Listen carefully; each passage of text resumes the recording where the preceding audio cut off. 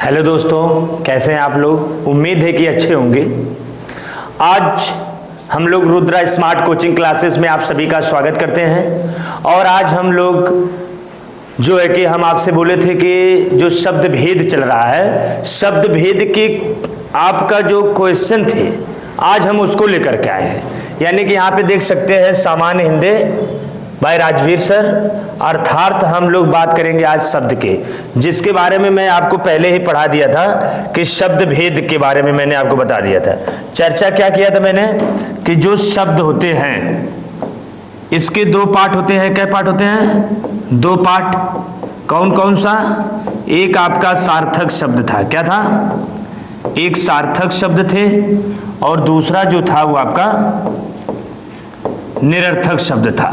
सार्थक और निरर्थक, इन शब्दों की जो आपको फिगर बना था, डायग्राम याद होगा। आप अगर आपने वो वीडियो पीछे वाली देखी होंगे तो उसमें याद होगा कि हमारा जो शब्द भेद है उसके पीछे का जो डायग्राम है, पूरी डायग्राम आपको मिलेगी। तो वहाँ पे शब्द के दो भाग थे, एक सार्थक एक निरर्थक। फिर उसके बाद मैंने कहा अर्थ के आधार पर शब्द के तीन भेद होते हैं, रूढ़, यौगिक, योग, रूढ़। और अर्थ के आधार पर चार भेद भी होते हैं, अर्थ के आधार पर छह भेद भी होते हैं, अर्थ के आधार पर 8 भेद होते हैं। अब देखना है कि क्या पूछा गया है और किस हिसाब से हमारे पास ऑप्शन है। क्लियर? फिर मैंने आपको बताया कि जो रूढ़, यौगिक, योग, रूढ़ आपका था 3, रूढ़, यौगिक, योग, रूढ़, ये आपका था बनावट या रचना के आधार पर शब्द के भेद। क्लियर? आगे हम बढ़ाए थे आपको सीरीज को, तो मैंने कहा उत्पत्ति के आधार पर शब्द के भेद बराबर कितने होते हैं? आपके पास मूलतः 4 होते हैं, पढ़ते 5 है। संकर शब्द पहला होता है, या हम कह सकते हैं तत्सम, तद्भव, देशज, विदेशज, फिर संकर शब्द कह सकते हैं। ठीक है, 5 ही होता है, तत्सम, तद्भव, देशज, विदेशज और संकर। फिर विकार या रूपांतरण के आधार पर 2 भेद होते हैं, विकारी और अविकारी। विकार और अविकार, यानी विकार को हम लोग कहते हैं विकारी और अविकार यानी अविकारी यानी अव्यय। जो आपका वहाँ पे ऊपर स्टेटमेंट है विकार या रूपांतरण, उसको हम प्रयोग के आधार पर भी जानते हैं, आज हम बता देंगे। तो आइए हम लोग क्वेश्चन शुरू करते हैं। तो उसी शब्द भेद का मैंने पीपीटी बोला था और आपको क्वेश्चन लेकर आया हूं। आज आप लोग क्वेश्चन करेंगे। इस सीरीज में 25 क्वेश्चन है और देखते हैं कि आप लोग कितने क्वेश्चन के जवाब दे सकते हैं। ठीक है, तो आइए देखते हैं पहला क्वेश्चन। पहला क्वेश्चन क्या है? सबसे पहले हम लोग पहले क्वेश्चन के बारे में चर्चा करेंगे। तुम्हारा पहला क्वेश्चन क्या है?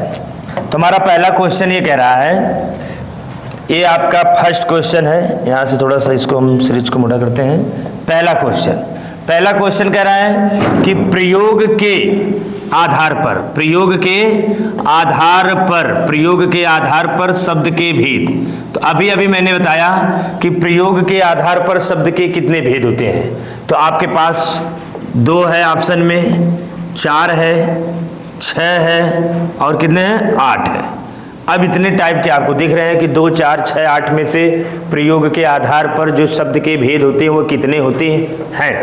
तो मैं आपको बताने का प्रयास कर रहा हूं, आप उसे समझेंगे बेहतरीन तरीके से। तो पहला मैंने आपको क्या बताया कि जो हम आपको बताए थे विकार, क्या बताया गया था? विकार या रूपांतरण, विकार या रूपांतरण के आधार पर शब्द के 2 भेद होते हैं। कौन कौन सा? यहाँ पे 2 भेद हो गए। पहला का नाम था आपका विकारी शब्द। क्या था? विकारी है। और जो दूसरा है वह आपका अविकारी है। जो अविकारी शब्द है इसे हम लोग अव्यय के नाम से भी जानते हैं। किस नाम से? अव्यय के नाम से भी हम लोग जानते हैं। अब यहाँ पे वही शब्द है, बस यहाँ पे विकार और रूपांतरण के स्थान पर क्या दिया गया है? प्रयोग के आधार पर दे दिया गया है। यदि हम आपको बताने का प्रयास करें कि यदि यही बात को यहाँ पर एक काबली हम करके दे दिए प्रयोग के आधार पर शब्द के भेद, तो जो आपका विकार है, जो रूपांतरण है, वही आपका क्या है? प्रयोग भी है। तो आपका जवाब आपको मिल गया है कि प्रयोग के आधार पर शब्द के कितने भेद होते हैं। तो आपको प्रयोग के आधार पर शब्द के जो भेद होते हैं वह आपके 2 भेद होते हैं।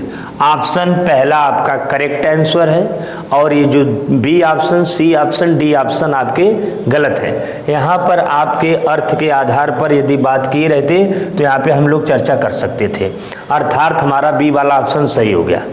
क्लियर? तो मुझे पता चल गया कि जो आपको मैंने बताया था विकार या रूपांतरण के आधार पर शब्द के 2 भेद होते हैं, पहला विकारी, दूसरा अविकारी। अविकारी का नाम अव्यय होता है। और उसी में आपको जोड़ दिया गया है प्रयोग के आधार पर। एक नए शब्द के बारे में आज आपको पता चला, यहाँ पर लिख दिया गया है मैंने।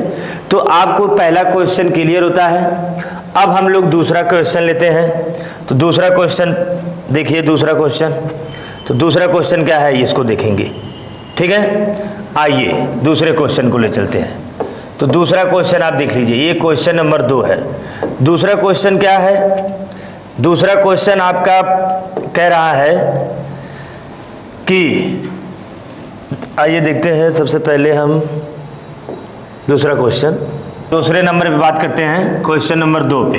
क्वेश्चन नंबर 2 क्या कह रहा है? क्वेश्चन नंबर 2 कह रहा है कि आपका जो है छायादार, छायादार शब्द है, क्या है? छायादार शब्द है। अब छायादार शब्द किसका उदाहरण है? यानी जो शब्द आपको दिख रहा है उस शब्द का नाम है छायादार। अब ये छायादार जो शब्द है किस शब्द का है? आपके पास ऑप्शन होंगे, देखिए। पहला आपका है देशज, विदेशज, संकर और तत्सम। ये क्या है? देशज, विदेशज है, संकर शब्द है और क्या है? तत्सम शब्द है। तो छायादार कौन सा शब्द का है ये? तो छायादार जो शब्द है किसका है? देशज, विदेशज, संकर या तत्सम। तो आप जानते हैं देशज शब्द जो होता है वह देश प्लस ज से मिलकर बनता है। किससे? देश प्लस ज से। यानी जो जन्म लेता है किसी देश में उसी को देशज शब्द कहते हैं, और विदेशज शब्द को विदेशी भी कहते हैं। और यह विदेश प्लस ज से मिलकर बनाया जाता है, और विदेशज शब्द को विदेशी कहते हैं। देशज का नाम क्या है? देशी भी कहते हैं। देशज को हम लोग देशी के नाम से जानते हैं, विदेशज को हम लोग विदेशी के नाम से भी जानते हैं। किस नाम से? विदेशी के नाम से भी इसको हम लोग जानते हैं। क्लियर? और संकर शब्द जो है सम प्लस कर से मिलकर बनता है। किससे? सम प्लस कर से मिलकर संकर शब्द बनाया जाता है, जिसमें 2 भाषा के अलग अलग शब्द रहते हैं, ठीक है। और तत्सम शब्द जो होता है वह तत् प्लस सम से मिलकर बनाया जाता है, जिसे हम लोग तत्सम शब्द कहते हैं। और तत्सम शब्द जो होता है वह संस्कृत भाषा के शब्द को हम लोग क्या कहते हैं? तत्सम शब्द के नाम से जानते हैं। पहली बात इतना क्लियर हुआ। अब आपको यहाँ पे पूछा गया है कि छायादार शब्द किसका है। तो आप समझिए देशज शब्द का तो हो नहीं सकता है, पहली बात। देशज शब्द जो देसी होता है, ठीक है, जैसे भोंपू, हड़बड़, थोथा, कबड्डी, ये सब देशज शब्द है। आपका यहाँ पे पूछा क्या गया है कि छायादार शब्द कौन सा शब्द है? तो आपका देशज नहीं होगा। छायादार जो शब्द मिलकर बना है 2 शब्दों से, छाया प्लस दार शब्द से। तो जो छाया शब्द है और दार शब्द है, इन दोनों को यदि आपस में मिलाया जाए तो बन जाएगा आपका छायादार। क्या बन जाएगा? छायादार बन गया। अब आप देखिए, जो छाया है वह हिंदी शब्द का है। किसका है? हिंदी शब्द का है। और जो दार है वह आपका फारसी शब्द का है। कौन सा शब्द का है? फारसी शब्द का। तो हिंदी और फारसी मिल करके बनाया गया है छायादार। तो अब आप बताइए कि क्या वह देशज शब्द होगा, विदेशज होगा, संकर होगा, तत्सम होगा? तो आप जानते हैं कि सम प्लस कर 2 भाषाओं के जो शब्द, 2 भाषा के अलग अलग शब्द, 2 भाषा के अलग अलग शब्दों से मिलकर बनने वाले शब्द को ही हम लोग क्या कह देते हैं? संकर शब्द कह देते हैं। तो आपका छायादार कौन सा शब्द होगा? तो आपका जवाब होगा कि हमारा जो छायादार शब्द है वह ऑप्शन नंबर सी करेक्ट हो जाएगा, यानी संकर शब्द आपका ये जवाब होगा। क्वेश्चन नंबर दूसरे का जो आपको जवाब मिला उस जवाब का नाम है संकर शब्द। तो आपको पहला क्वेश्चन जो था तो आपको बता दिया गया कि प्रयोग के आधार पर शब्द के दो भेद होते हैं, विकारी और अविकारी। फिर उसके बाद में छायादार जो शब्द है वो दो भाषा से मिलकर बनाया गया है, पहला है छाया, दूसरा है दार। उसमें आपका हिंदी है और फारसी, क्या कौन सा शब्द है? फारसी। हिंदी फारसी से मिलकर बनाया गया, इसीलिए इसे हम लोग संकर शब्द कह दिए। देशज शब्द देश प्लस जस से मिलकर बना है, देशी के नाम से जानते हैं, विदेशज विदेश प्लस जस से मिलकर बना है, विदेशी शब्द कहते हैं। और संकर शब्द सम प्लस कर से मिलकर बना है। दो भाषा के अलग अलग शब्द आपस में जब मिलते हैं तो संकर शब्द बनते हैं। तत्सम शब्द तत् प्लस सम से मिलकर बना है और तत्सम शब्द संस्कृत वाले शब्द को कहते हैं। क्लियर? अब हम क्वेश्चन नंबर नेक्स्ट तीसरे क्वेश्चन की बात करते हैं। तो तीसरा क्वेश्चन को देखिएगा आप लोग, तीसरा क्वेश्चन क्या कह रहा है? Question number third. आइए क्वेश्चन नंबर थर्ड पे हम लोग चर्चा करते हैं। तो तीसरा क्वेश्चन हमारे पास आ गया है, तीसरे क्वेश्चन की हम चर्चा करते हैं अब। तो सबसे पहले तीसरा क्वेश्चन यहाँ पे देखिएगा, तीसरा क्वेश्चन क्या है? तो तीसरा क्वेश्चन आपको ये कह रहा है कि निम्नलिखित में से ये देखिए विकारी शब्द, कौन सा शब्द है? विकारी शब्द। निम्नलिखित में से विकारी शब्द कौन सा है? अभी मैंने आपको बताया ऊपर कि प्रयोग के आधार पर शब्द के दो भेद होते हैं, विकारी और अविकारी शब्द होता है। अविकारी का दूसरा नाम है अव्यय, और यहाँ पे पूछा गया है विकारी। तो हम आपको बता दे रहे हैं विकारी शब्द वे शब्द होते हैं, विकारी शब्द वे शब्द होते हैं, विकारी शब्द वे शब्द होते हैं जिसमें लिंग वचन कौन सा है? लिंग, पहला लिंग वचन कारक आदि के कारण, आदि हम यहाँ पे फिगर से आदि के कारण कोई विकार, विकार का मतलब क्या होता है? परिवर्तन होता है। क्या होता है? परिवर्तन। विकार का मतलब परिवर्तन किया जा सकता है, परिवर्तन किया जा सकता है, उसे क्या कह दिया जाता है? विकारी शब्द कह देते हैं। अब आप देख सकते हैं विकारी शब्द किसे कहते हैं? विकारी शब्द वे शब्द होते हैं जिसमें लिंग वचन कारक आदि के कारण विकार का मतलब होता है परिवर्तन किया जा सकता है, उसे विकारी शब्द कहते हैं। क्लियर? और जिसमें लिंग वचन कारक आदि के कारण परिवर्तन नहीं किया जा सकता है उसे अविकारी या अव्यय शब्द कहते हैं। एकदम क्लियर? कोई डाउट होगा तो आप कमेंट कर दीजिए, ठीक है? अब आप देखिए, और मैंने आपको यह भी बताया था कि जो विकारी शब्द होते हैं, विकारी शब्द के चार पार्ट है। कई पार्ट है? आइए, विकारी के चार पार्ट हैं। अभी कौन कौन से हैं? पहला का नाम है आपका संज्ञा, दूसरा होती है सर्वनाम। क्या होता है? सर्वनाम। तीसरा है आपका विशेषण। क्या है? विशेषण। और 4 नंबर पे आता है आपका क्रिया। तो यहाँ पे संज्ञा हो गया, सर्वनाम, विशेषण, क्रिया, ये आपके हो गए 4। और इन्हीं चारों को हम लोग क्या कहते हैं? विकार के आधार पर शब्द के भेद। किसके आधार पे?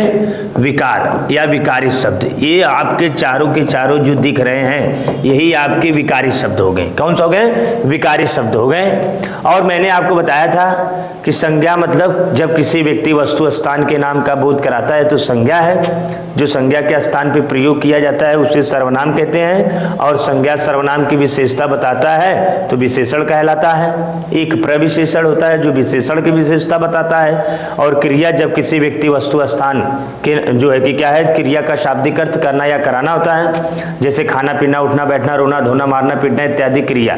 हर मोमेंट में क्रिया होता है क्योंकि क्रिया का शाब्दिक अर्थ ही होता है करना या कराना। जब किसी व्यक्ति के द्वारा किसी कार्य का करना होना समझा पाया जाता है उसे क्रिया कहते हैं। क्लियर? इस जितनी बात है ये आपके सारे के सारे बातों को हमने पिछले वीडियो में पढ़ा दिया हूँ। एक एक पॉइंट को संज्ञा का अलग वीडियो है, सर्वनाम का अलग है, विशेषण का अलग है, प्रविशेषण का अलग है, क्रिया का अलग है। सारे के सारे यदि आप वीडियो देखते हैं तो आपका कॉन्सेप्ट अधिक से अधिक क्लियर हो जाएगा। क्लियर? आगे बढ़ते हैं। तो यहाँ पे मैंने आपको बता दिया, पहले क्वेश्चन में तो सिर्फ इतना पूछा गया है कि निम्नलिखित में से विकारी शब्द कौन सा है। मैंने आपको बता दिया कि विकारी शब्द होते हैं, किसे कहते हैं, जिसमें परिवर्तन होता है उसे विकारी कहते हैं। विकारी शब्द के 4 पार्ट है, संज्ञा, सर्वनाम, विशेषण, क्रिया। अब आते हैं क्वेश्चन पे, ऑप्शन पे हम देखते हैं। पहला ऑप्शन क्या है? इधर। दूसरा क्या है? परंतु। तीसरा लड़का। चौथा आज। अब देखिए, विकारी का मतलब परिवर्तन होता है और अविकारी का मतलब परिवर्तन नहीं होता है। तो विकारी शब्द में हम देख रहे हैं, इधर जो शब्द है इसमें परिवर्तन होगा? बिल्कुल नहीं होगा। अर्थात जो इधर शब्द है ये आपका अव्यय है। क्या है? अव्यय, या हम अविकारी कह सकते हैं। परंतु शब्द में परिवर्तन नहीं होगा, ये भी आपका अविकारी या अव्यय होता है। आज वाले शब्द में भी नहीं होगा, ये भी आपका क्या है? अव्यय है। अच्छा ये बताइए, यदि मुझे पता चल गया कि 3 ऑप्शन अविकारी के हैं यानी अव्यय के हैं, तो जो पहला बचा है ये कौन सा बचा है? लड़का शब्द बचा है। तो लड़का शब्द में परिवर्तन हो जाएगा। जैसे मैंने कह दिया कि जिसमें परिवर्तन होता है, यहाँ पे बताया है। तो जैसे लड़का है तो लड़का को अगर हम लिख दिए लड़के लिख दिए, क्या लिख दिए? लड़के लिख दिए। यदि हम लड़के लिख दिए तो लड़के लिख दिए तो लड़का से लड़के बन गया। अब यहाँ पे वचन जो था लड़का में, जो लड़का है, और ये लड़का में कौन सा वचन है? तो आप कहेंगे सर जी एक वचन है। कौन सा है? एक वचन है। लेकिन लड़के में अब एक वचन है क्या? नहीं है, अब बहुवचन बन गया, यानी परिवर्तन हो गया। और जिसमें परिवर्तन होगा उसे ही विकारी शब्द कहा जाएगा। क्लियर? आगे बढ़ते हैं। Question number next. इस क्वेश्चन का जवाब देने का प्रयास करिए आप लोग, ज्यादा से ज्यादा लोग बताने का प्रयास करेंगे। क्वेश्चन नंबर 4 है। क्वेश्चन नंबर 4 देखिए क्या कह रहा है। क्वेश्चन नंबर 4 आपका क्या कह रहा है, इसको देखेंगे। ये है आपका नंबर 4 नंबर देखिए, कौन ऐसा शब्द है जो तुर्की का शब्द है? कौन शब्द ऐसा है जो तुर्की का शब्द नहीं है? कौन शब्द ऐसा है जो तुर्की का नहीं है? आगे पढ़िए। कौन सा शब्द है जो तुर्की भाषा का शब्द नहीं है? यहाँ देखिए नहीं शब्द जुड़ा है। क्या है? नहीं जुड़ा है। अब ऑप्शन में आपके पास तुर्की शब्द है, आपको पढ़ाया गया है, क्या पढ़ाया गया है? विदेशज शब्द। और मैंने कहा कि विदेशज शब्द विदेश प्लस जैसे मिलकर बनता है, और विदेशज शब्द को कई भागों में विभाजित किया गया है। पहले मूलतः देखा जाएगा तो 2 भाग होते हैं विदेशज के। एक होता है आपका मुस्लिम शासक काल और एक होता है आपका ब्रिटिश शासक काल। जो मुस्लिम शासक काल वाले थे वह अरबी और फारसी बोलते थे। क्या बोलते थे? अरबी और फारसी। जो ब्रिटिश वाले थे वह अंग्रेजी शब्द का प्रयोग करते थे। कौन से शब्द का? अंग्रेजी शब्द का प्रयोग करते थे। इसीलिए विदेशज शब्द में लगभग हम लोग 9000 शब्दों का प्रयोग तेजी से, धड़ल्ले से करते हैं। यदि हम लोग हिंदी बोलते हैं तो उस हिंदी शब्द में आपका अरबी शब्द के भी शब्द का प्रयोग करते हैं, फारसी शब्द का भी हम लोग प्रयोग करते हैं, पुर्तगाली शब्द का भी प्रयोग करते हैं, चीनी शब्द का भी प्रयोग करते हैं, अंग्रेजी शब्द का भी प्रयोग करते हैं, डच शब्द का भी प्रयोग करते हैं, उसी प्रकार से तुर्की शब्द का भी प्रयोग करते हैं। और इस क्वेश्चन में पूछा गया है कि ऐसा कौन सा ऑप्शन में शब्द है जो तुर्की शब्द का नहीं है, किसी अन्य शब्द का है। तो सबसे पहले हम लोग देखेंगे जो तुर्की शब्द होता है, दरोगा आपका तुर्की शब्द है। ये क्या है? दरोगा आपका तुर्की शब्द है। ठीक, पहला यहाँ पे दरोगा आपका तुर्की शब्द है। दूसरा जो होता है बावर्ची, ये बावर्ची रहना चाहिए यहाँ पे। ठीक है, तो बावर्ची भी आपका क्या है? तुर्की शब्द है। और आपका तीसरा जो दिख रहा है बेगम, बेगम जान, ये भी आपका तुर्की शब्द है। यानी मुझे पता चल गया कि ऑप्शन बी और सी और डी कौन से शब्द हैं, तुर्की शब्द हैं। और यहाँ पे पूछा गया है कि कौन ऐसा शब्द है जो तुर्की नहीं है। तो ऑप्शन पहला बचता है जिसका नाम क्या है, डेरा। डेरा एक तुर्की शब्द नहीं है। डेरा का जो विलोम शब्द क्या नाम है, पर्यायवाची होता है। क्या होता है, पर्यायवाची होता है। क्या होता है भैया, पर्यायवाची। जैसे मैं कह दिया पर्यायवाची शब्द होता है डेरा का, पढ़े होंगे सामियाना। क्या है, पर्यायवाची का जो क्या नाम है, डेरा का जो पर्यायवाची है सामियाना होता है, तंबू होता है। समझ रहे नहीं? तो ये जो सामियाना है, सामियाना है, तंबू है, ये आपके पर्यायवाची शब्द में आएंगे। डेरा शब्द के ये पर्यायवाची में आते हैं। ठीक है, इसलिए यहां पर तुर्की शब्द के ये शब्द नहीं है। तो आंसर आपका हो जाएगा ऑप्शन नंबर ए, क्योंकि आपको यहाँ पे तुर्की शब्द कौन सा नहीं है इसका आंसर देना था। क्लियर? क्वेश्चन नंबर आगे बढ़ाते हैं 5 नंबर पे। क्वेश्चन नंबर 5 की बात करते हैं, तो आइए बताने का प्रयास करेंगे क्वेश्चन नंबर 5। तो 5वां क्वेश्चन को बताने का प्रयास करिए, देखते हैं कौन सा ऐसा बालक है जो बताता है क्वेश्चन नंबर 5 को। तो 5 नंबर पे हम लोग अब चर्चा करेंगे। तो 5 नंबर आते हैं क्वेश्चन नंबर 5 पे। क्वेश्चन 5 क्या रहा है, देखिएगा। 5 नंबर कहता है कि निम्नलिखित में से रुड़, देखिएगा ये क्या लिखा है, निम्नलिखित में से रुड़ शब्द कौन सा शब्द है, रुड़ शब्द है। यानी कि आपको ऑप्शन मिलेगा 4 है, और आपको जो आंसर की छटनी करनी है, कौन सा मेरा आंसर होगा जो रुड़ शब्द का होगा। यानी हम कह सकते हैं, आपको मैंने बताया था कि बनावट के आधार पे, किसके आधार पे, बनावट या रचना के आधार पर, बनावट या रचना के आधार पर शब्द के भेद। तो आपका जवाब होगा बनावट या रचना के आधार पर शब्द के 3 भेद होते हैं। पहला का नाम है रुढ़ शब्द, दूसरा होता है आपका यौगिक शब्द। क्या होता है, यौगिक शब्द होता है दूसरा। तीसरा जो होता है आपका योग रूढ़ शब्द। क्या होता है, योग रूढ़ शब्द। 3 हो गए, बनावट या रचना के आधार पर शब्द के 3 भेद, रूढ़, यौगिक, योग रूढ़। और आपका जो क्वेश्चन है देखिए कौन सा है, रूढ़ शब्द का। ये दिख रहे हैं रूढ़, तो रूढ़ यही है। और हमने आपको बताया था कि रूढ़ शब्द का दूसरा नाम होता है रूढ़ी। और रूढ़ शब्द वे शब्द होते हैं जिसका विखंडन नहीं किया जा सकता है, अर्थात जिसको तोड़ा नहीं जा सकता है, अलग अलग नहीं किया जा सकता है। किंतु रूढ़ शब्द सदैव हमेशा सार्थक शब्द होते हैं, और सार्थक वही शब्द होता है जो अर्थ देता है। अनिरर्थक शब्द वे शब्द होते हैं जो अर्थ विहीन हो, अर्थपूर्ण न हो, जो अर्थ न दे।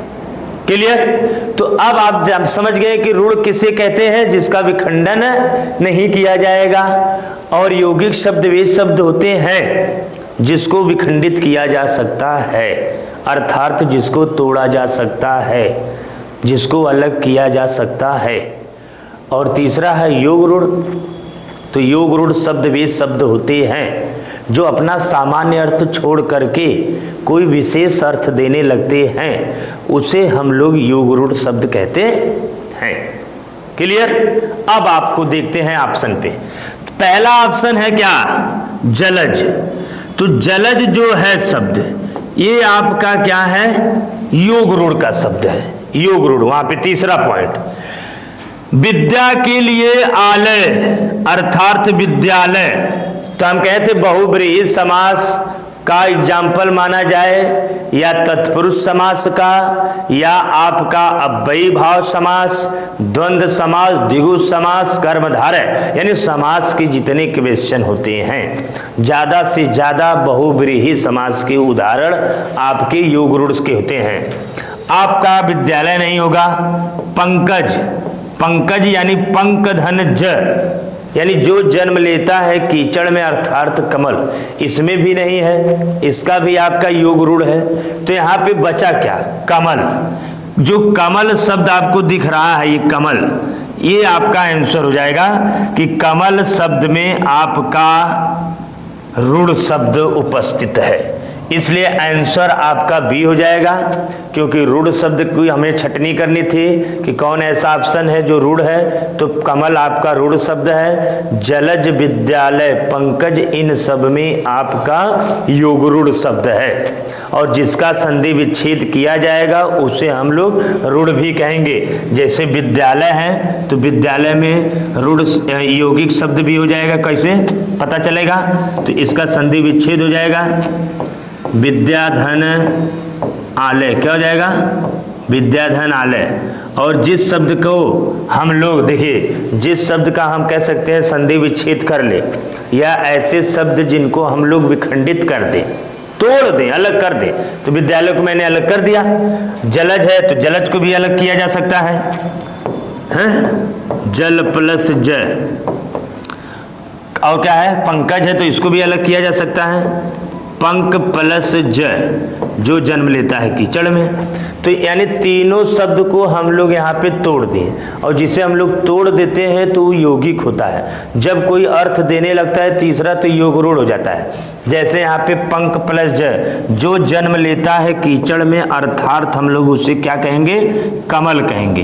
तो यहाँ पे आपके शब्द में आपको एक ही शब्द, जो शब्द है उसमें दो आंसर दिख रहा है, आपका यौगिक और योगरूढ़ भी दिख रहा है। जैसे कभी कभी क्या होता है कि मैंने कह दिया पीताम्बर, पीला वस्त्र धारण करने वाले श्री कृष्ण, अर्थात बहुब्रीहि समास। और पीत है जो अंबर, अर्थात पीताम्बर, इसमें कर्मधारय समास, क्योंकि विधेय का बात हो रहा है और विशेष का बात, या हम कह सकते हैं विशेषण विशेष की बात हो रहा है, जिसमें उपमेय उपमान की बात किया जाता है। क्लियर? आगे बढ़ते हैं क्वेश्चन नंबर नेक्स्ट। अगला क्वेश्चन नंबर 6 पे आते हैं, उसके जवाब के लिए आप लोग तैयार रहिए। क्वेश्चन नंबर 6, तो क्वेश्चन नंबर 6 देखिए क्या कह रहा है। क्वेश्चन नंबर 6 पे हम लोग अब चर्चा करते हैं। तो क्वेश्चन नंबर जो 6 है वह आपका संकर शब्द लिखा हुआ है। क्या लिखा हुआ है? यहाँ देखिएगा कि संकर शब्द, यहाँ देखिए संकर शब्द का अर्थ क्या होता है, संकर शब्द का क्या अर्थ है, ये देखिए संकर शब्द का क्या अर्थ है। तो मैंने अभी आपके जो पहले क्वेश्चन अभी आगे मैंने पढ़ाया था, तो मैं वहाँ पे बताया था, जिसमें तत्सम था और संकर शब्द भी था, देशज था, विदेशज शब्द था। क्लियर? तो वहाँ पे मैंने अभी आपको बताया था। तो यहाँ पे सबसे पहले हम देखेंगे संकर शब्द, जिसमें छायादार अभी हम लोग क्वेश्चन किए हैं, संकर शब्द का क्वेश्चन था। तो संकर शब्द किसे कहेंगे? पहला ऑप्शन है आपका क्या है? तत्सम। तो मैंने आपको कहा तत्सम तत् प्लस सम से मिलकर बनता है, उसी को तत्सम शब्द कहते हैं। और तत्सम शब्द का मतलब ऐसा शब्द जो संस्कृत से लिया जाता है, उसी को तत्सम कहते हैं। और दूसरा क्या है? ऑप्शन नंबर बी, तत्भव है। तो तत् प्लस भव से मिलकर बनता है क्या? तत्भव बनता है। क्या बनता है? तत्भव बनता है। और तत्भव शब्द वे शब्द होते हैं जो हिंदी से लिए जाते हैं, जिनका हिंदी रूपांतरण हो जाता है। जैसे मैं ये अगर एग्जाम्पल दे के दिखा दूँ, एक जैसे मैंने कह दिया आग। आग आपका क्या है? हिंदी का है, हिंदी का है। तो तत्सम में हम नहीं लिख सकते हैं इसको। आग को हम कहाँ लिखेंगे? संस्कृत वाले पार्ट में लिखेंगे, यहाँ पे हिंदी वाले पार्ट में। और आग का जो तत्सम रूप होता है वह होता है अग्नि। तो यह अग्नि आपकी जो हो जाएगी क्या? तत्सम, यानी आग का तत्सम रूप अग्नि होता है और अग्नि का तत्भव रूप आग होता है। तो इसलिए यहाँ पर मैंने कहा ये संस्कृत का शब्द है और ये हिंदी का है। उसी प्रकार से यदि आगे और एग्जाम्पल को बढ़ाया जाए, तो जैसे मैंने कह दिया कान, हिंदी में कान कहते हैं, संस्कृत में कर्ण कहते हैं। कबूतर को हम लोग संस्कृत में कपोत कहते हैं, गेहूं को गोधूम। तो ये हिंदी और संस्कृत को लेकर के चलते हैं। तो यहाँ पे तत्सम तद्भव क्या थे मैंने बता दिया। अर्थात हमारा ऑप्शन ए बी संकर शब्द नहीं हो, इसका अर्थ नहीं निकलेगा। ऑप्शन नंबर सी देखिएगा, सी क्या है? विदेशज शब्द। मैंने आपको बताया कि विदेशज शब्द को विदेशी भी कहते हैं, जो विदेश प्लस ज से मिलकर बनाया जाता है। इसी को विदेशज शब्द के नाम से भी हम लोग जानते हैं। ठीक है, अब यहाँ पे नीचे ऑप्शन नंबर डी देखिएगा, जो बचेगा यानी हमारे पास 3 ऑप्शन गलत हो गए, तो 4 जो नंबर है वही तो करेक्ट होगा। यहाँ पे देखिए क्या लिखा है, 2 भाषाओं के शब्दों से मिलकर बना हुआ शब्द को ही क्या कहते हैं, 2 भाषा। यहाँ देखिए 2 भाषा के जो शब्द होंगे, 2 भाषा के जो शब्द होंगे वह आपस में यदि मिला दिया जाता है तो मिलाकर जो शब्द बनता है उसी को हम लोग क्या कह देते हैं, संकर शब्द कह देते हैं, संकर। और मैंने आपको अभी उसके पहले बताया था कि संकर शब्द वे शब्द होते हैं जो परस्पर 2 भाषा के अलग अलग शब्द को आपस में मिलाने से संकर शब्द बनाए जाते हैं। जैसे मैं कह दिया रेलगाड़ी, रेल विभाग, जांचकर्ता, बम वर्षा, लाठी चार्ज, मच्छरदानी। तो ये 2 भाषा के अलग अलग शब्द को मिलाने से बनते हैं, इसीलिए इनको संकर शब्द कहते हैं। क्लियर? अगले क्वेश्चन, नेक्स्ट क्वेश्चन नंबर 6 की हम लोग बात कर चुके हैं। 7वां क्वेश्चन पे अब चर्चा करते हैं। तो क्वेश्चन नंबर 7 पे आते हैं। देखिएगा क्वेश्चन नंबर 7 क्या कह रहा है। क्वेश्चन नंबर 7, अब 7 नंबर पे हम लोग आते हैं। तो 7 नंबर क्या कह रहा है, क्वेश्चन नंबर 7, ये 7 नंबर पे आ गए। निम्नलिखित में से फिर देखिए संकर शब्द कौन सा है। आइए, जो अभी अभी ऊपर पढ़े हैं, अभी अभी आपको बताया गया कि संकर शब्द किसे कहते हैं। तो 2 भाषा के अलग अलग जब शब्द आपस में मिलते हैं तो उसी को संकर शब्द कहते हैं। क्लियर है? तो यहाँ पे ज्यादा बात करने की जरूरत नहीं है। आतिशबाजी, पहला ऑप्शन है आतिशबाजी, दूसरा है नारिकेल, क्या है नारिकेल, तीसरा है चुगलखोर, चौथा है लफंगा। अब देखिए, यानी हमें तो संकर शब्द पकड़ना है जो 2 भाषा के शब्द से मिलकर बनाए जाते हैं। संकर शब्द 2 भाषा के अलग अलग शब्द को, अलग अलग शब्दों को मिलाकर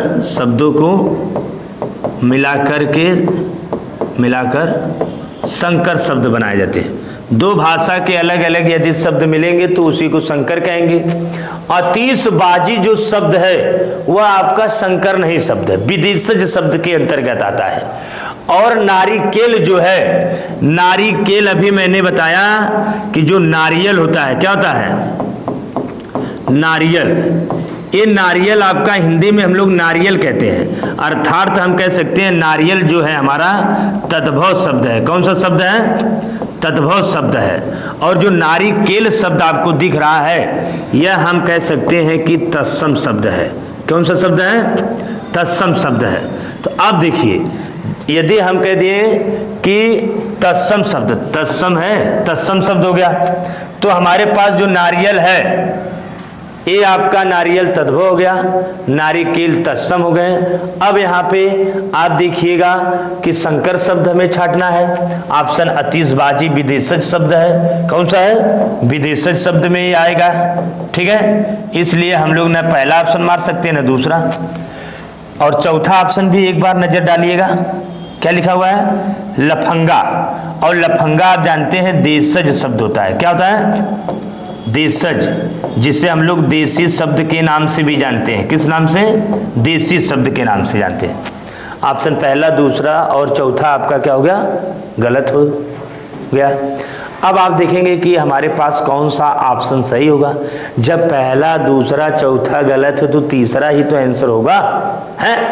तो आपका चुगलखोर जो शब्द है, चुगलखोर जो शब्द आपको दिख रहा है ऑप्शन नंबर सी में, वही आपका करेक्ट आंसर है। यही क्या है? आपका करेक्ट आंसर है चुगलखोर। चुगल प्लस खोर शब्द से मिलकर, यानी हिंदी अरबी शब्द का ये शब्द है, इन दोनों को यदि आपस में मिलाया जाता है तो बन जाएगा चुगलखोर, इसीलिए इनको संकर शब्द कहा जाता है। क्लियर? क्वेश्चन नंबर नेक्स्ट, अगला क्वेश्चन नंबर 8 की बात होगी। अब क्वेश्चन नंबर 8, क्वेश्चन 8 देखिए क्या कह रहा है। क्वेश्चन नंबर 8 ये हमारे पास आ गया है। चारपाई शब्द क्या लिखा हुआ है, यहाँ पे देखिएगा चारपाई लिखा हुआ है। चारपाई शब्द dot dot dot dot dot dot चारपाई शब्द है।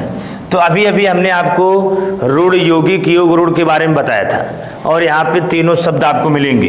पहला तो ये जो अर्थ तत्व लिखा है इसका कोई मतलब नहीं है यहाँ पे चारपाई में। हमें देखना है रूढ़ है कि यौगिक है कि योग रूढ़ शब्द है, ये देखना है कि रूढ़ है कि योग रूढ़ की यौगिक। तो मैंने बताया कि रूढ़ शब्द को विखंडित नहीं किया जा सकता है, इनको विखंडित नहीं किया जा सकता है, रूढ़ शब्द को विखंडित नहीं किया जा सकता है। यहाँ पे लिख देते हैं रूढ़ शब्द वे शब्द होते हैं जिसको विखंडित नहीं किया जा सकता है, विखंडित नहीं किया जा सकता है, इनको विखंडित नहीं किया जा सकता है। लेकिन ये हमेशा कैसा शब्द होते हैं, सार्थक होते हैं, इस बात का भी आप ध्यान रखेंगे, सार्थक होते हैं।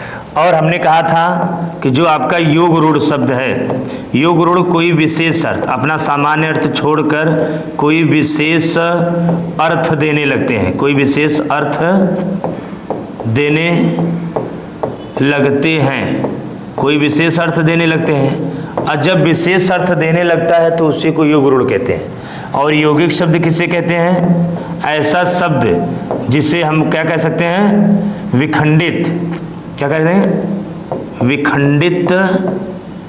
यहाँ देखिए विखंडित नहीं किया जा सकता, यहाँ विखंडित किया जा सकता है, विखंडित किया जा सकता है, यानी ऐसे शब्द जिसे विखंडित हम लोग कर देंगे। तो यहाँ पे मैंने आपको तीनों डिफिनेशन लिख दिया, रूढ़ यौगिक योग रूढ़। अर्थ तत्व क्या होता है कि जो अर्थ के तत्व के बारे में बताते हैं, अर्थ के तत्व के बारे में बताते हैं, उन्हीं को हम लोग अर्थ तत्व कहते हैं। तो अब आप देखिए चारपाई का मतलब क्या होता है। चारपाई का मतलब इसका विग्रह करते हैं, क्योंकि विग्रह करेंगे, क्या करेंगे, विग्रह। समास में विग्रह होता है और आप ऐसे ही पकड़ लिए कि चारपाई में समास है, चार है पांव अर्थात खटिया, है कि नहीं। तो चार पांव वाले को हम लोग कहें जिसमें चार है पांव, चार पांव, यानी हम इसका अगर यदि काय सही सलामत विग्रह कर देते हैं इसका, हम देखिएगा चारपाई चार है जिसमें, चार है जिसमें पांव, चार है जिसमें पांव अर्थात उसी को क्या कहा जाएगा, चारपाई। तो चारपाई में आपका रूढ़ शब्द नहीं है, योग रूढ़ शब्द है, बिल्कुल है, कोई विशेष अर्थ दे रहा है कि नहीं। चारपाई जैसे आप बोले वैसे आपके दिमाग में एक फिगर बन गया, चारपाई मतलब खटिया। क्यों खटिया का ही फिगर बना, क्योंकि उसी को तो चारपाई कहा जाता है।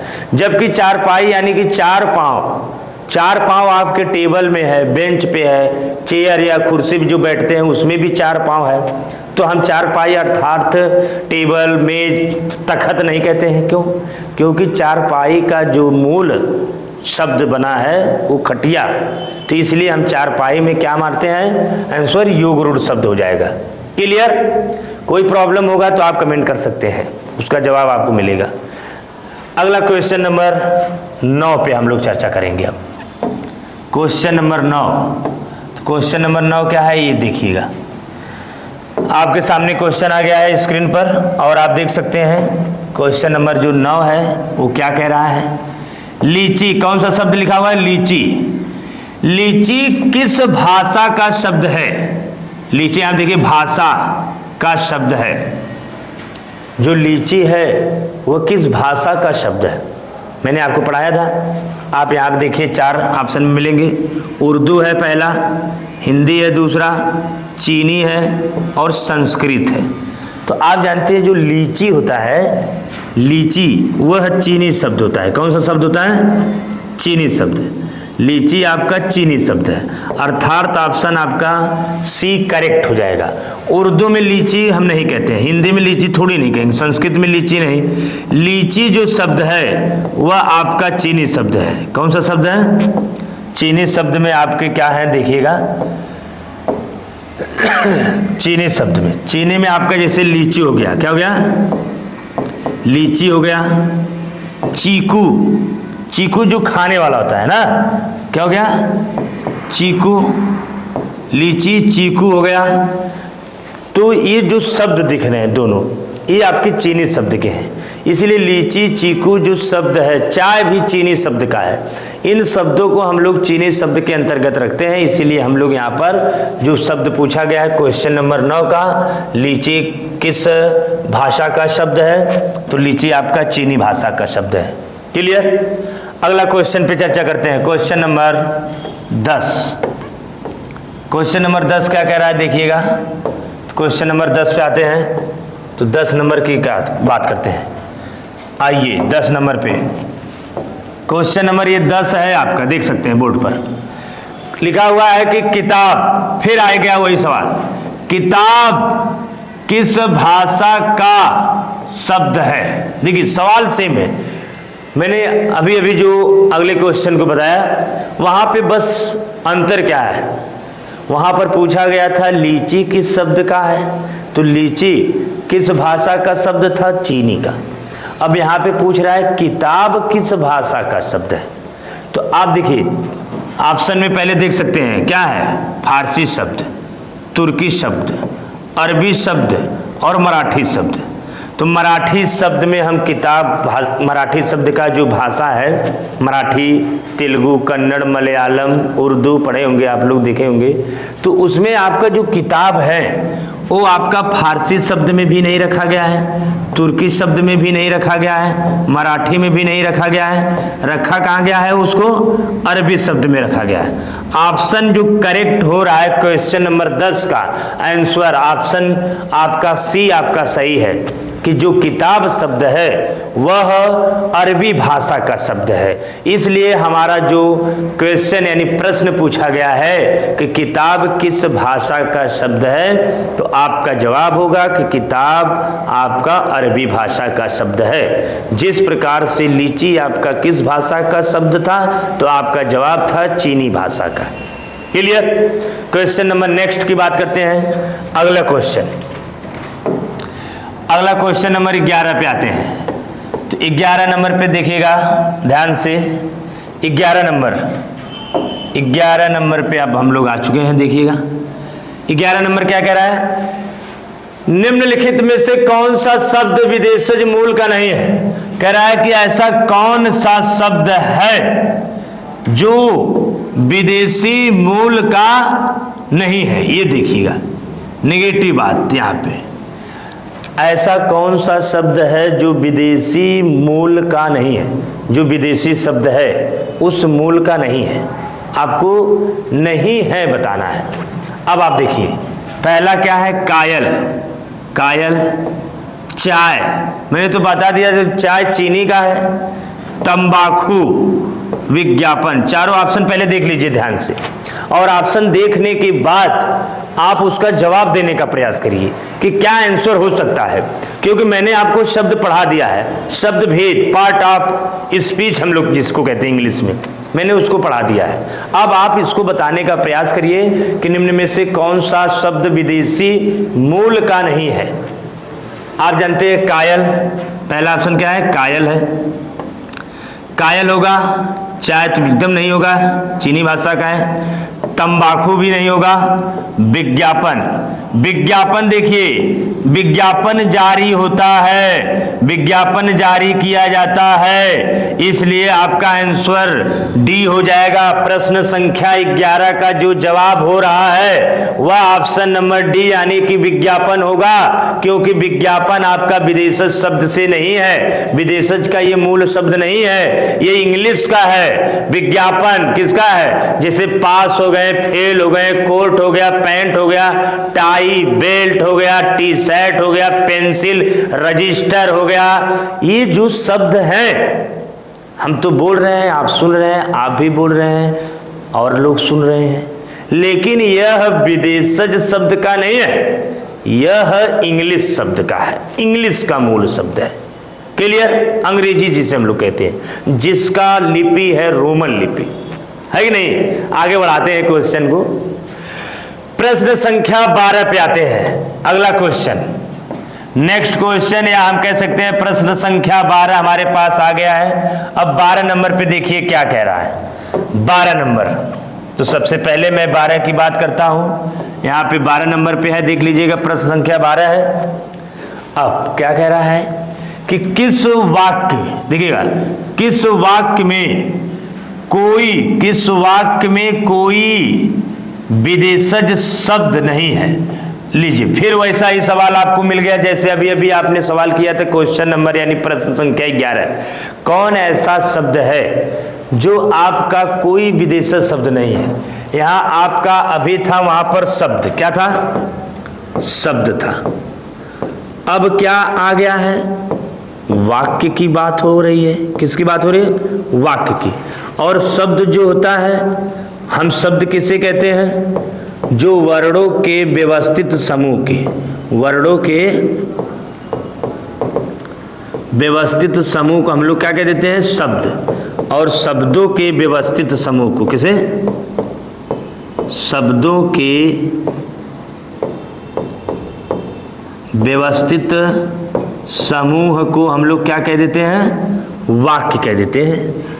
यानी वर्ण को आपस में मिलाते हैं तो शब्द बनता है, और शब्द को आपस में व्यवस्थित तरीके से, व्यवस्थित रूप में यदि हम उसको सजीवते हैं तो वाक्य का रूप धारण कर लेता है। कहीं कहीं किताब में आप पढ़ेंगे कि जो शब्द है उसे हम लोग कहते हैं कि लघुत्तम सार्थक इकाई। क्या कहेंगे, लघुत्तम सार्थक इकाई कहते हैं। ठीक है, उसी बात को हम अपने बात में, अपने लैंग्वेज में समझाने का प्रयास कर रहा हूं।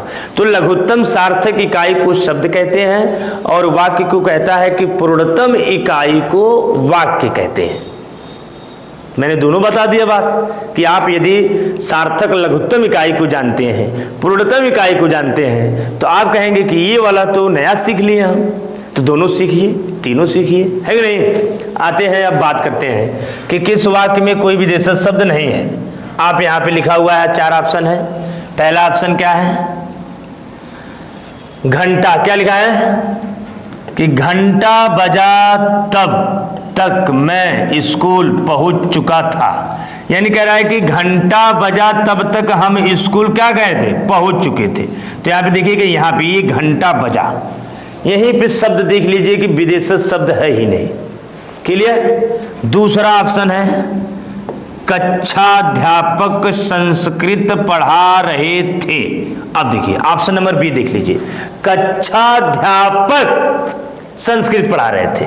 अब बताइए कि विदेशज शब्द कहां से यहां पे आ गया, इसमें कोई विदेशज शब्द है नहीं है। तो ये विदेश, यहां देखिए कोई विदेशज शब्द नहीं है, तो इसमें कोई विदेशज शब्द आपका उपस्थित नहीं है, अर्थात ऑप्शन नंबर बी सही हो जाएगा। क्वेश्चन नंबर 12 का जो आंसर होगा वह बी होगा, क्योंकि कक्षाध्यापक है, संस्कृत की बात की गई है, जबकि संस्कृत आपका तत्सम शब्द में बात किया गया था, ना कि विदेशज शब्द में बात किया गया था। तो यहाँ पे घंटा बजाया तो आप कह सकते हैं संकर शब्द है। तीसरा ऑप्शन है कि मेरी बस यात्रा बहुत सुविधाजनक रही। सुविधाजनक रही मेरी, यहाँ पे देखिएगा बस यात्रा की बात है, उसे रेलवे स्टेशन पहुंचने में आधा घंटा लगा। आधा घंटा क्या हुआ, लगा। तो यहाँ पे देखिएगा रेलवे स्टेशन पकड़ लीजिए, इसमें घंटा बजा, इसमें बस यात्रा, इसमें रेलवे स्टेशन, और इसमें जो कक्षाध्यापक और संस्कृत की बात की गई है। यहाँ से पता चलता है कि ये जो है कि विदेशज शब्द का जो है कि भाषा का वाक्य नहीं बनाया गया है। क्लियर। अगला सवाल, प्रश्न संख्या 13 पे हम लोग अब बात करते हैं। प्रश्न संख्या 13 नंबर क्या कह रहा है, देखिएगा प्रश्न संख्या 13 क्या है।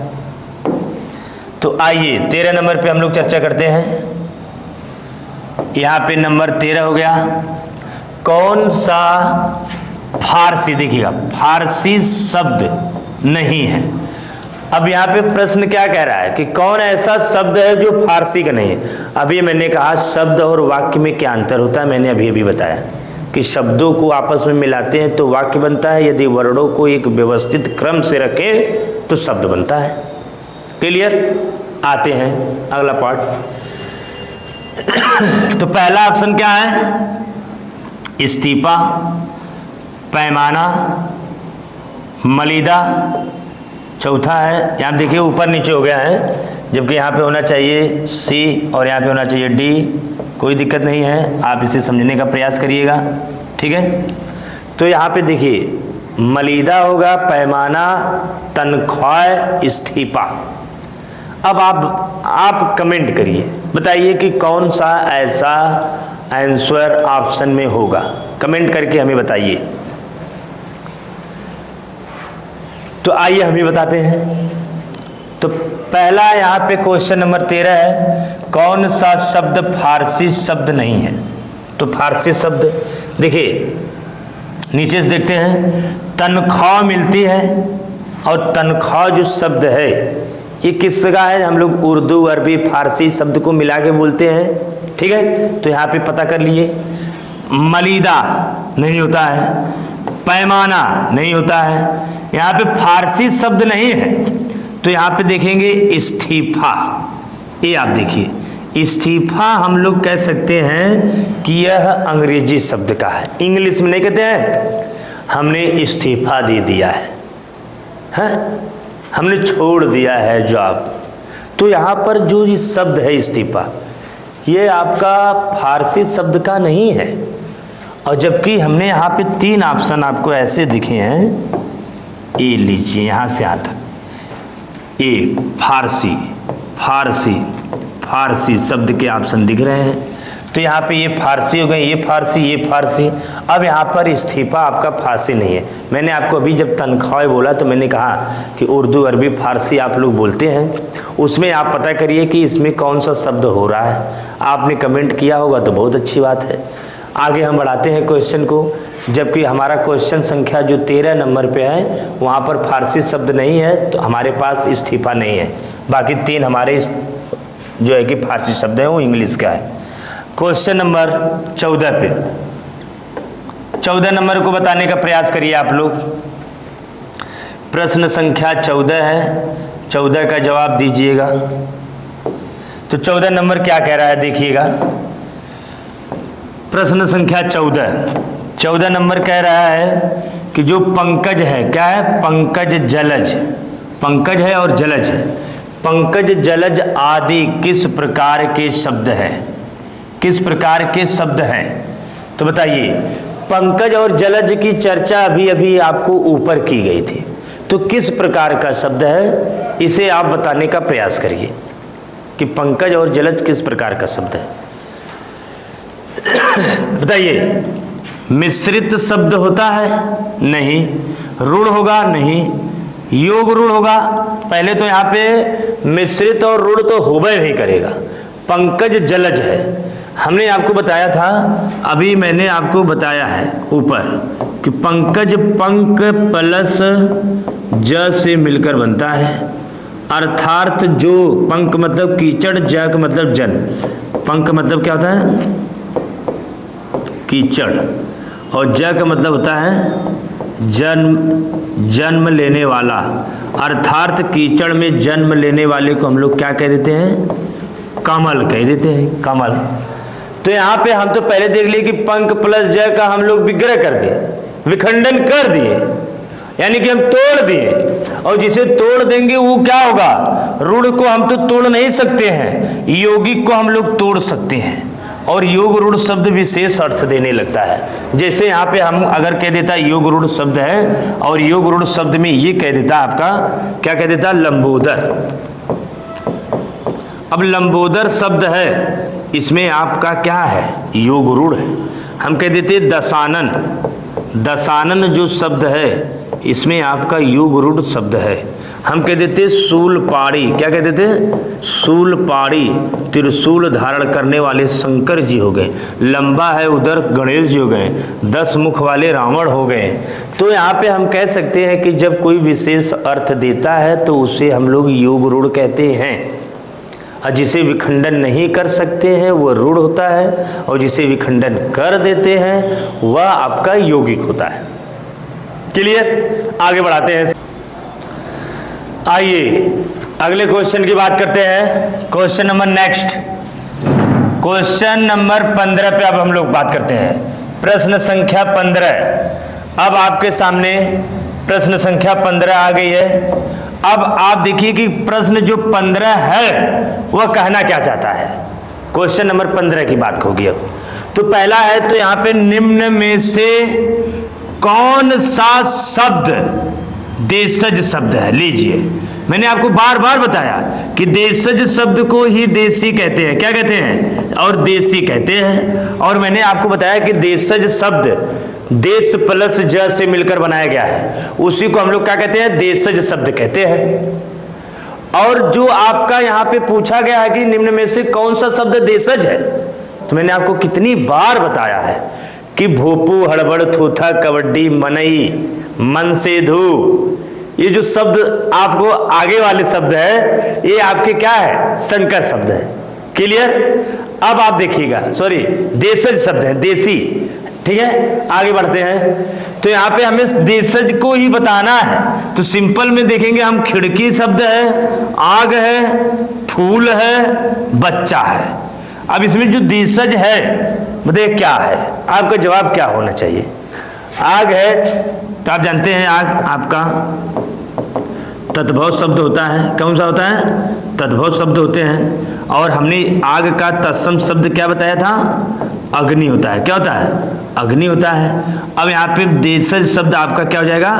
खिड़की हो जाएगा। Option number B, option number A आपका सही हो जाएगा।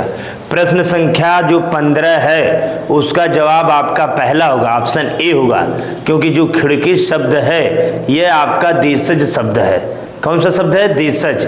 और देशज शब्द को ही देसी कहते हैं। देश प्लस जैसे मिलकर बना है, अर्थात जो जन्म लेता है किसी देश में उसी को देशज शब्द कहते हैं। क्लियर? अगला प्रश्न, प्रश्न संख्या 16 पर अब हम लोग चर्चा करते हैं। तो 16 नंबर को देखिए, प्रश्न संख्या 16 क्या कह रहा है।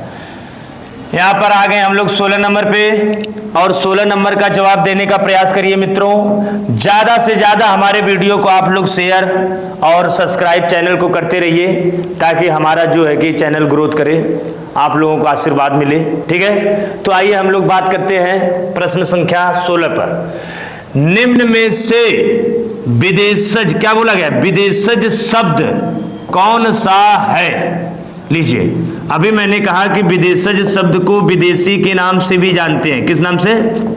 विदेशी नाम से हम लोग जानते हैं। और विदेशज शब्द दो शब्दों से मिलकर बनाया गया है। विदेश प्लस ज से मिलकर बना है। विदेश प्लस ज से मिलकर बनाया गया है। किसे? विदेश प्लस ज से मिलकर बनाया गया है। और विदेशज शब्द जानते हैं दो प्रकार के होते हैं, मैंने आपको बताया। मुस्लिम शासक काल, ब्रिटिश शासक काल। मुस्लिम वाले अरबी फारसी बोलते थे, ब्रिटिश वाले अंग्रेजी बोलते थे। ठीक है, तो यहाँ पे आपको छांटना है कि विदेशज शब्द कौन सा है। पहला है प्रिय, दूसरा क्या है? उष्ट्र। उष्ट्र जो होता है ऊंट का होता है। क्या होता है? ऊंट का। ये ऊंट का तत्सम रूप है, ऊंट का तत्सम रूप है। भक्त, भक्त है, भक्त। भक्ति एक होता है, एक भक्त होता है। भक्तमाल रचना भी है। अमीर, ये लीजिए, पा गए आपका आंसर क्या हो गया? अमीर जो शब्द ऑप्शन में मिल रहा है क्वेश्चन संख्या 16 में, ऑप्शन नंबर डी आपका करेक्ट आंसर है। यही विदेशज शब्द है। और प्रिय, उष्ट्र, भक्त ये संस्कृत का शब्द है। यह जो है कि प्रिय जो आदरणीयों के लिए लगाया जाता है, इसीलिए हमारा जो आंसर होगा वह अमीर होगा। क्योंकि मैंने आपको बता दिया अरबी, फारसी, तुर्की, फ्रेंची, पुर्तगाली, डच, चीनी, इस शब्दों को हम लोग विदेशज के अंतर्गत रखते हैं। लगभग 9000 शब्दों का हम लोग तेजी से, धड़ल्ले से प्रयोग कर रहे हैं हिंदी शब्दावली में। क्लियर? आगे बढ़ते हैं। प्रश्न संख्या 17, हम लोग 17 का जवाब देते हैं। आप लोग क्वेश्चन नंबर 17 का जवाब देने का प्रयास करिए। देखते हैं कि कौन ऐसा बालक बालिका है जो 17 नंबर का जवाब देता है। क्या प्रश्न लिखा हुआ है? निम्नलिखित में से रूढ़ शब्द है। लीजिए, आ गया रूढ़ शब्द। और जो इस रूढ़ शब्द यौगिक, योग, रूढ़ और आपका तत्सम, तद्भव, देशज, विदेशज, विकारी, अविकारी, है कि नहीं। अब उसमें आपका अरबी, फारसी, तुर्की, चीनी, पुर्तगाली, डच जो शब्द के सवाल बार बार आ रहे हैं, तो मैंने जो पीपीटी क्वेश्चन की तैयार किया है वह केवल शब्द के तैयार है, और शब्द के में आपका तत्सम, तद्भव, देशज, विदेशज, संकर है, और रूढ़, यौगिक, योग रूढ़ है। क्लियर। अभी आपका अगला वाला जो पीपीटी होगा उस संज्ञा का भी होगा, सर्वनाम का होगा, विशेषण का होगा, क्रिया का होगा, यानी कि एक पार्टिकुलर लेसन का आपको क्वेश्चन आंसर पीपीटी के माध्यम से हम सॉल्व कराएंगे। ऐसा नहीं है कि सारे क्वेश्चनों को आपस में मिला करके दे दिया जा रहा है। पहले हम लोग लेसन वाइज हम लोग प्रैक्टिस सेट कर लेते हैं, फिर उसके बाद में हम लोग एक्सरसाइज करेंगे, तो उसमें हमारे पास हिंदी के सारे क्वेश्चन मिलेंगे। जैसे तब हिंदी का परिचय का भी रहेगा, भाषा बोली का भी रहेगा, उत्तर प्रदेश की बोली का रहेगा, वर्णमाला, अल्पप्राण, महाप्राण, अघोष, सघोष भी रहेगा। फिर उसमें शब्द भी के रहेंगे, शब्द में सार्थक, निरर्थक, तत्सम, तद्भव, देशज, विदेशज, संकर, रूढ़, यौगिक, योग रूढ़, वाचक, लक्षणा, व्यंजना भी रहेगा।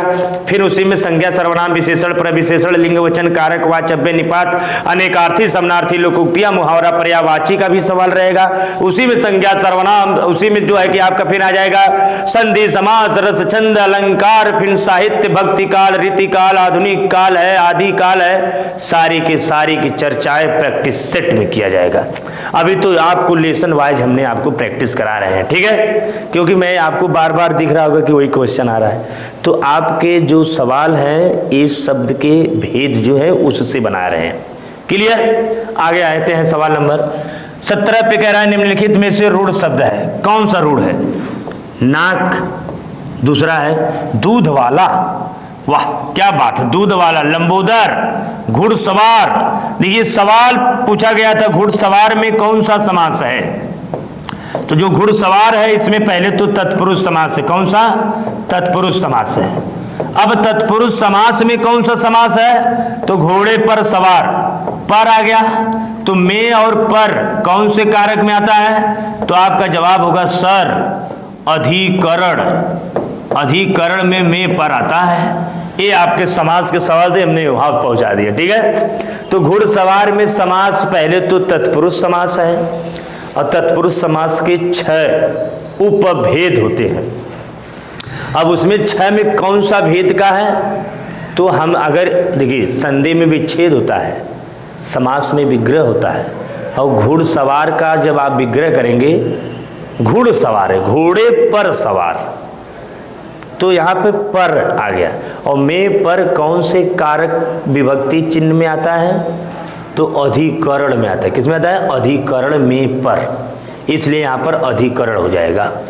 अब लंबोदर है, तो मैंने अभी बताया लंबा है जिसका उदर अर्थात श्री गणेश जी को कहा जाता है। और हम कह सकते हैं गणेश जी में बहुब्रीहि समास है, और गणेश जी में योग रूढ़ शब्द भी है। कौन सा है? योग रूढ़ भी है। दूध वाला यानी जो दूध देता है, तो उसमें आपका तत्पुरुष समास में ही आएगा। नाक जो शब्द दिख रहा है यही आपका क्या है? रूढ़ शब्द है। यही क्या है? रूढ़ शब्द है। ऑप्शन नंबर ए आपका करेक्ट सही होगा। प्रश्न संख्या 17 का जवाब, यानी क्वेश्चन नंबर 17 में हमारा जो जवाब है वह पहला ही है, नाक है। मैं आपको उसके बावजूद भी सारे क्वेश्चन के ऑप्शन को मैंने आपको सॉल्व करा रहा हूं। आते हैं क्वेश्चन नंबर 18 पे। प्रश्न संख्या 18 क्या करिए देखिएगा, 18 नंबर पे। तो 18 नंबर देखिए बहुत ध्यान से आप लोग। निम्नलिखित में से, जो निम्नलिखित शब्दों में से विदेशज शब्द देखिएगा यहाँ पे, विदेशज शब्द को पहचानिए। ऐसा कौन ऑप्शन में जो है जो विदेशज शब्द है? पहला ऑप्शन अलमारी, दूसरा चबूतरा, तीसरा अचरज, चौथा निद्रा।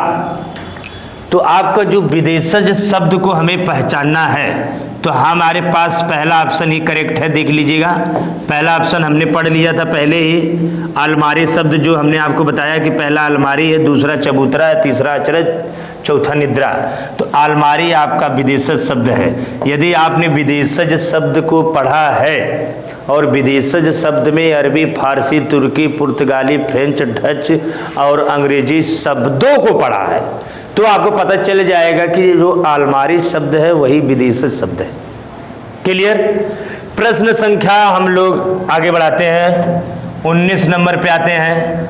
अब आपका प्रश्न संख्या 19 आपको दिख रहा है बोर्ड पर, और हम लोग प्रश्न संख्या 19 की चर्चा पहले कर चुके हैं, यानी कि जो सवाल थे वो तो अलग थे लेकिन शब्द वही था।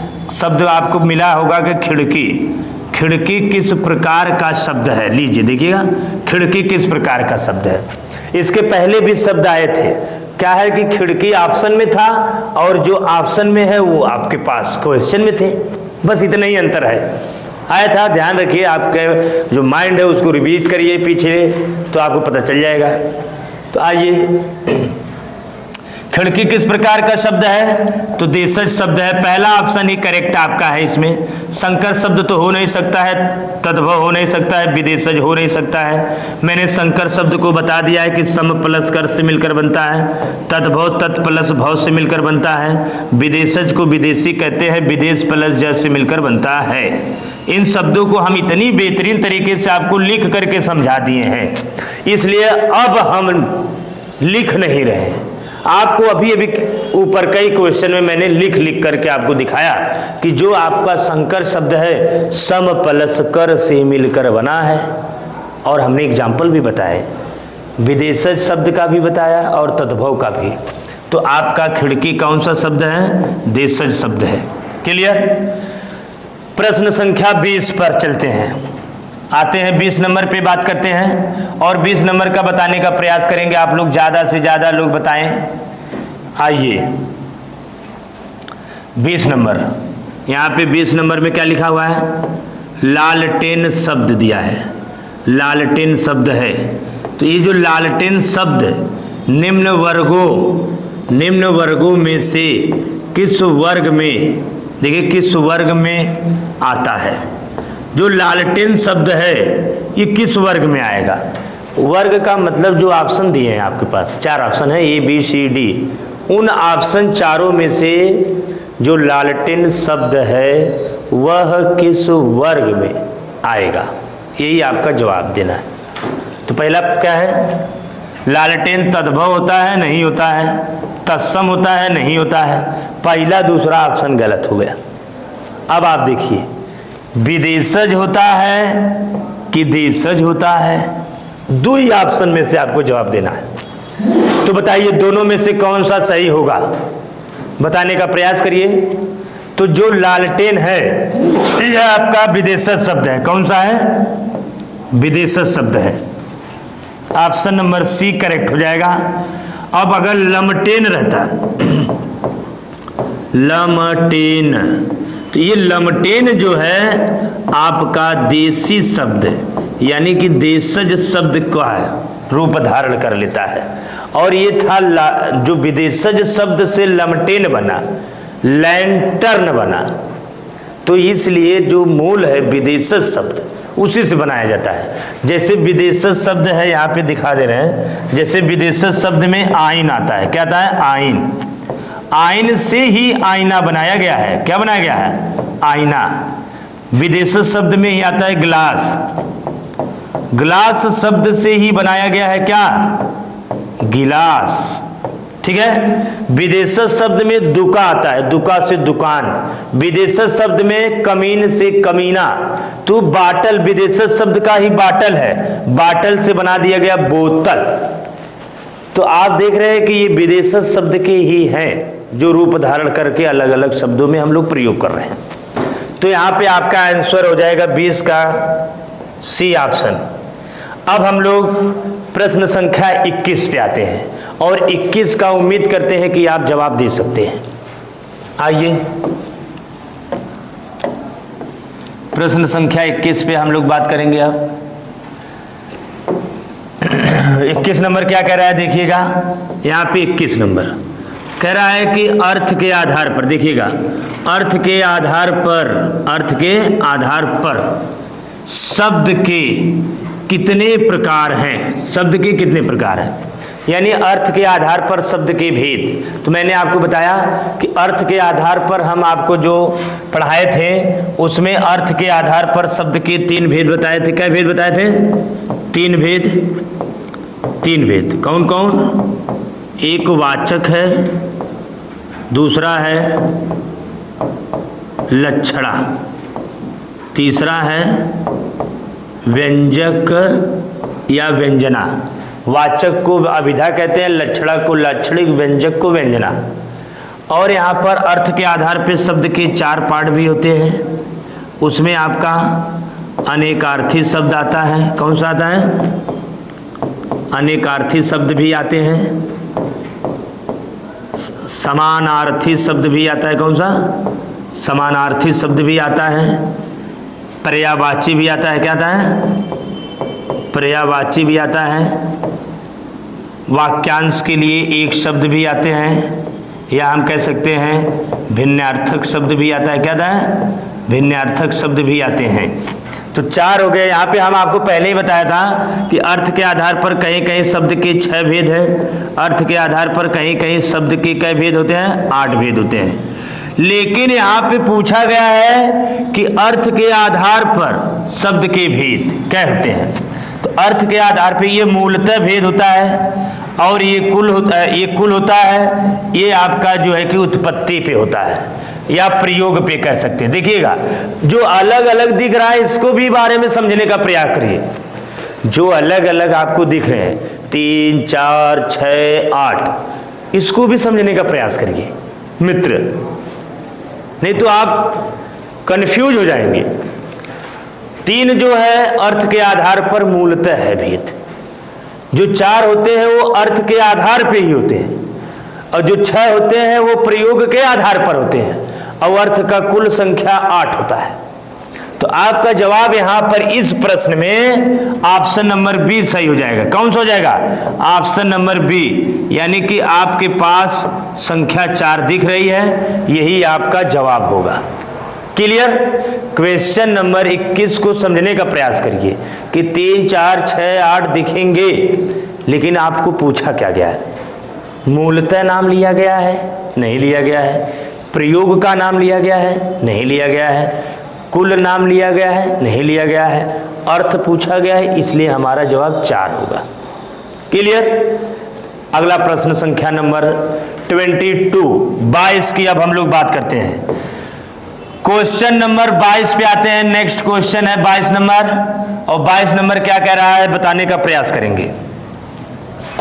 तो 22 नंबर पे आते हैं। यहाँ पे क्वेश्चन नंबर 22 पे आते हैं। कौन सा शब्द तुर्की भाषा का नहीं है? आप ऑप्शन देखिए, और उसमें तुर्की भाषा का शब्द नहीं रहना चाहिए, वही आपका जवाब होगा। तो बढ़ाते हैं। चेचक, बारूद, पैगंबर, बेगम।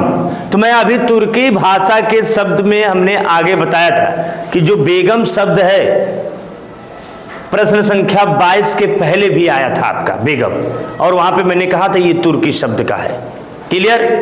अब आप यहाँ पे तुर्की शब्द नहीं है, तो इसका मतलब चेचक जो है आपका तुर्की शब्द है, बारूद जो है आपका चेचक शब्द है, बेगम आपका तुर्की शब्द है।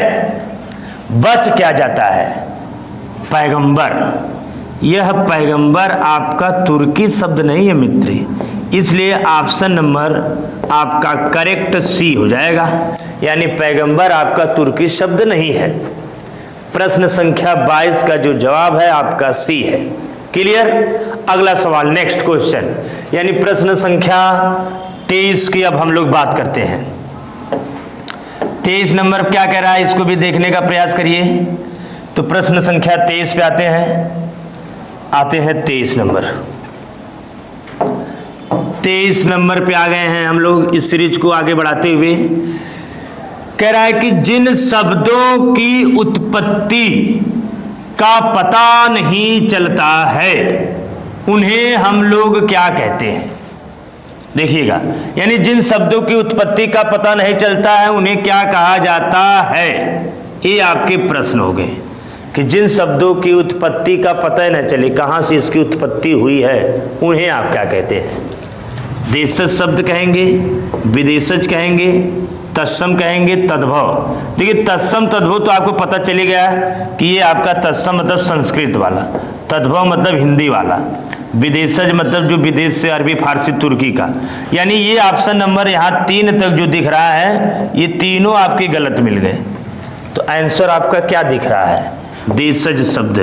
देशज शब्द जो है यह किसी की उत्पत्ति यानी इसकी उत्पत्ति कैसे होती है किसी को किसी शब्द से पता नहीं चलता है, इसीलिए हम लोग कहते हैं पता नहीं चलता। ठीक है, इसीलिए जिन शब्दों की उत्पत्ति का पता नहीं चलता है उन्हें देशज शब्द कहते हैं। क्या कहते हैं? देशज। और आपका विदेशज तत्सम तद्भव शब्द का पता चलता है, इसलिए हम लोग इन्हें देशज शब्द नहीं कहते हैं। देशज शब्द किसे कहते हैं? जिसकी उत्पत्ति का मुझे पता ना चले। क्लियर? आगे बढ़ाएंगे।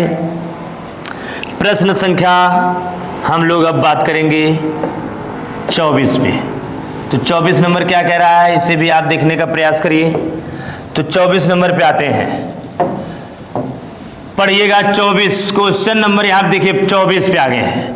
कह रहा है कि काजू शब्द क्या है? काजू शब्द का संबंध, काजू शब्द का संबंध किस भाषा से है? देखिए किस भाषा से। भाषा जानते हैं, आपको बताया गया था कि भाषा संस्कृत के भाष धातु से बना है। और भाषा की परिभाषा जब कोई व्यक्ति अपने भाव और विचार किसी दूसरे व्यक्ति के सामने व्यक्त या प्रकट करता है उसी को भाषा कहा जाता है। क्लियर? आगे बढ़ाते हैं। तो यहाँ पे काजू जो शब्द है वो किस भाषा का है? पहला है फ्रांसीसी, जापानी, पुर्तगाली और चीनी। 4 ऑप्शन आपको मिले हैं। 4 ऑप्शन में बताइए कि काजू जो शब्द है किसका है, ये आप जवाब दीजिए। फ्रांसीसी का है कि जापानी का है कि पुर्तगाली का है कि चीनी का है? बताइए काजू किस भाषा का शब्द है? तो काजू जो है आपका जापानी, पुर्तगाली, चीनी नहीं है। कौन सा होगा यहाँ पर? फ्रांसीसी शब्द का होगा। किस शब्द का होगा? जापानी का नहीं होगा, पुर्तगाली का नहीं होगा, चीनी का नहीं होगा, किसका होगा? आपका फ्रांसीसी शब्द का आपका हो गया काजू। जो काजू जो शब्द है वह किस भाषा से संबंध रखता है? फ्रांसीसी शब्द से रखता है। जापानी में रिक्शा आता है, पुर्तगाली चीनी भाषा में मैंने आपको बता दिया लीची चीकू आते हैं। तो ऑप्शन बच जाता है ए और सी, ए और बी बच जाता है। तो आपका यहाँ पर ए मारेंगे, फ्रांसीसी शब्द के अंतर्गत आएगा। आइए प्रश्न संख्या हम लोग 25 पे बात करते हैं। किस पे बात करेंगे? Question number 25। प्रश्न संख्या 25 पर आइए हम लोग बात करते हैं। मैंने आपको पहले ही बता दिया था कि इस सीरीज में 25 क्वेश्चन हैं और ये क्वेश्चन सीरीज का लास्ट क्वेश्चन है। और हमें उम्मीद है कि ये जो प्रश्न आपको दिख रहा है कि रेलगाड़ी शब्द है और रेलगाड़ी शब्द कौन सा है, ये उम्मीद है कि आप लोगों का जवाब मिलेगा इस पर। तो रेलगाड़ी कौन सा शब्द है? तो आप जानते हैं कि रेलगाड़ी जो शब्द ये दिख रहा है इसमें आपका जो ये रेल है प्लस और जो ये गाड़ी शब्द आपको दिख रहा है, रेल आप जानते हैं कि अंग्रेजी शब्द है। कौन सा शब्द है? अंग्रेजी शब्द है। और गाड़ी आप जानते हैं कि कौन शब्द है? हिंदी का शब्द है। अब यहाँ पे आपस में ये दोनों मिल के बना है रेलगाड़ी। तो हमने कहा था कि जब दो भाषा के अलग अलग शब्द आपस में मिलते हैं तो संकर शब्द बनता है। तो पहला ऑप्शन देशज होगा नहीं, विदेशज होगा नहीं, संकर शब्द option number C correct answer. तत्सम शब्द होगा नहीं। मैंने आपको पहले ही बता दिया देश प्लस जैसे मिलकर बनता है, विदेश प्लस जैसे मिलकर बनता है, तत्सम तत् प्लस सम से मिलकर बनता है और संकर सम प्लस कर से मिलकर बनता है। और इसमें दो भाषा के अलग अलग शब्द आपस में मिलाए जाते हैं। क्लियर? इतनी बार इस सीरीज में आपने क्वेश्चन 25 हल किया और इसमें हमेशा तत्सम तद्भव देशज विदेशज संकर रूढ़ यौगिक योग रूढ़ फिर उसके बाद में विकारी, अविकारी, अरबी, फारसी, तुर्की, फ्रेंची, पुर्तगाली शब्दों के बारे में ही सवाल बनाए गए थे, यानी शब्द भेद के क्वेश्चन थे। अगला जो हम लोग आपको सीरीज लेकर आएंगे पीपीटी का, वह संज्ञा, सर्वनाम, विशेषण, क्रिया का होगा। क्लियर? तो हमारे जो है कि इस सीरीज में आज के लिए इतना ही है, काफ़ी। ठीक है, थैंक यू।